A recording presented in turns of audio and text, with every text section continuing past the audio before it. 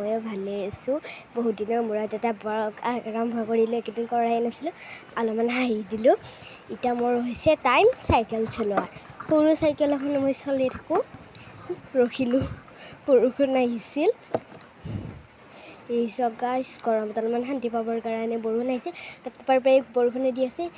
মায়ে ক'লে কাপোৰখিনি চাপাও সৰু কোনোবা আহিব বুলি এনেই কৈছিল মায়ে, মই লাষ্টতহে জানিলোঁ।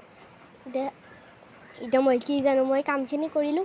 মই জানিছিলে কাম কৰিম বুলি আজি, কিন্তু মোৰ মনো যাইছিল কাম কৰিব, সেইকাৰণে কৰিলোঁ। এতিয়া মই কাপোৰ চাপি আছোঁ। এইখিনি এইটো হাফ পেণ্ট মোৰ। কেনেকুৱা লাগিছে গাইছ? যদি ভাল লাগিছে ভিডিঅ'টো লাইক কৰি দি দিয়ক। এইটো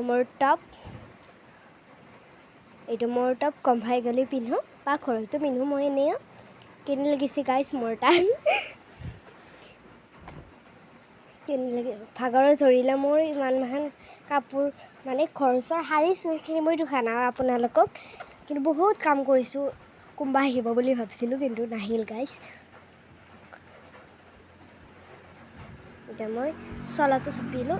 এনেকুৱা গাইছ আপোনালোকে ঘৰত কাম কৰেনে? কমেণ্টত জনাব গাইছ। এইটো মাইনাৰ, কিন্তু মোৰ ড্ৰামতে থৈ দিলোঁ মাইনাৰ কাপোৰটো। মানে কাপোৰ নহয়, সেইটো জামা।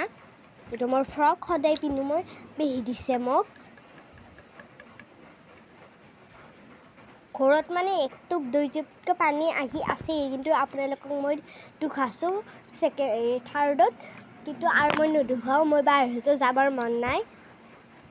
আই হোপ আপোনালোকৰ লাইক আৰু ছাবস্ক্ৰাইব কৰি দিয়ক। এইখিনিতে বাই।